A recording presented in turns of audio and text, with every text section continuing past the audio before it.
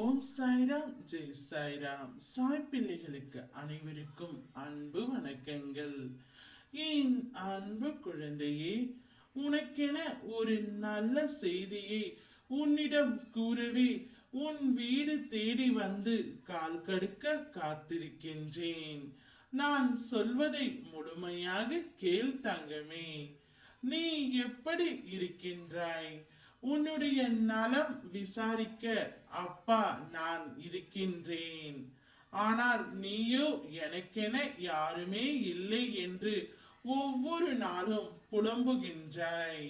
நான் கண்ணீர் வடித்து அழுதாலும் கதறி அழுதாலும் என் கண்ணீரை துடைக்கவோ தோல் சாய்ந்து அழுகவோ எனக்கென யாருமே இல்லை, ஆறுதல் சொல்லவும் ஆள் இல்லை என்று புலம்பிக் கொண்டு இருக்கின்றாய் தங்கமே. நீ என்னை மறந்தாலும் எனது குழந்தைகளை நான் மறப்பேனா என்ன? கனவில் கண்ட ராஜ்ய வைபோகங்கள் விழித்து கொண்ட உடனே மறைந்து விடுவது போலவே இவ்வுலக வாழ்க்கையே ஒரு மாயை தோற்றம். இவ்வுலக வாழ்வில் சுகமும் துக்கமும் மாயை. உனக்கு விதிக்கப்பட்ட கர்ம பலன்களை நீ அனுபவித்து தான் ஆக வேண்டும். அது இவ்வுலகத்தின் நீதி, அதுதான் உன்னுடைய விதியும். இன்பம், துன்பம், வியாதிகள், கடன் தொல்லைகள், வேலை இன்மை, இவை அனைத்தையும் நீ அனுபவிக்க வேண்டிய சூழ்நிலை. செய்த பாவங்கள், முன்வினை தோஷங்கள் அனைத்தும் உன்னை விலகுமா? சிலருக்கு அதிர்ஷ்டத்தை கொண்டு பெருகும் மகான்களிடம் கொண்டு செல்லும்.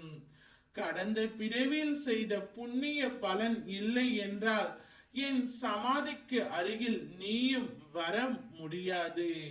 விதிக்கப்பட்ட விதி லீலைகளின் சொல்லை இயலுமா?